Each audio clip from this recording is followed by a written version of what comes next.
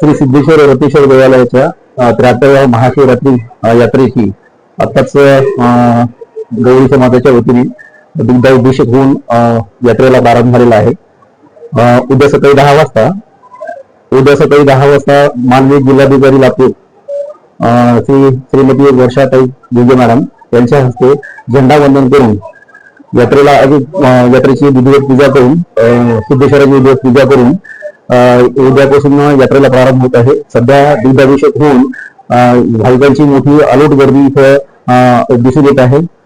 भाविक बऱ्याच वेळापासून रांगेत आहेत आणि भाविकांना कुठल्याही प्रकारची गैरसोय होऊ नये यासाठी जागेवर पाण्याची व्यवस्था, त्यांना जे दिव्यांग असतील त्यांना डायरेक्ट दर्शनाची व्यवस्था आणि जे ज्येष्ठ नागरिक असतील त्यांना सुद्धा डायरेक्ट दर्शनाची व्यवस्था आम्ही इथे मंदिर समितीच्या वतीने करण्यात आलेली आहे।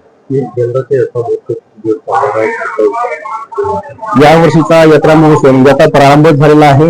रात्री आता 12 वाजपासून आपण यात्रेला प्रारंभ झालेला आहे आणि उद्यापासून जी यात्रा सुरू झाली म्हणजे आजपासून जी यात्रा सुरू झाली आहे ती 2 मार्च 2026 पर्यंत म्हणजे होळीच्या दिवशी यात्रेची फटाक्यांची आतिषबाजी करून सांगता होणार आहे।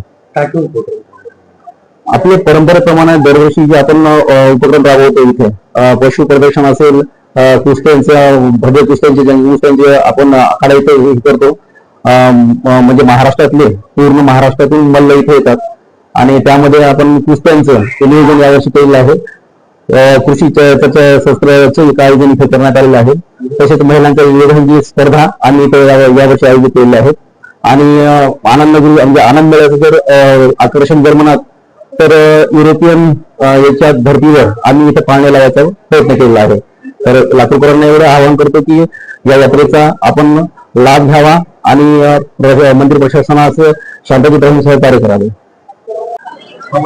आपल्या लातूरचे ग्रामदैवत श्री सिद्धेश्वर व रत्नेश्वर देवस्थान येथे महाशिवरात्री पर्वाच्या निमित्तानं आज भाविक अतिशय मोठ्या उत्साहात भक्तिभावानं श्री सिद्धेश्वराच्या चरणी लीन होताना इथं आपण सगळेजण अनुभवतो आहोत। 73वी महाशिवरात्री यात्रा महोत्सव हा या ठिकाणी पार पडला जातोय आणि या निमित्तानं सर्व लातूरकरांना मी महाशिवरात्री पर्वाच्या शुभेच्छा व्यक्त करते आणि लातूर मधल्या ग्रामदैवताच्या विश्वस्त कमिटी, प्रशासक, संयोजन समिती त्याचबरोबर प्रशासनातील अधिकारी यांचे सुद्धा मी मनपूर्वक अभिनंदन करतो, कारण यावर्षी अतिशय चांगल्या सुविधा या ठिकाणी भक्तांकरिता त्यांनी उभारलेल्या आहेत। येणारे 10-15 दिवस अनेक कार्यक्रमांची, अनेक उपक्रमांची रेलचेल ही श्री सिद्धेश्वर देवस्थान कमिटीच्या वतीने होणार आहे। त्याचाही लाभ लातूरकर निश्चितपणाने घेतील असा मला विश्वास आहे आणि नव्या वर्षामध्ये हे नवं पर्व आलेलं आहे। एक नवं चैतन्य लातूरकरांच्या मनामध्ये निर्माण झालेलं आहे आणि श्री सिद्धेश्वरांचा आशीर्वाद तमाम लातूरकरांवर कायम असाच राहील ही मनोकामना मी या ठिकाणी व्यक्त करतो।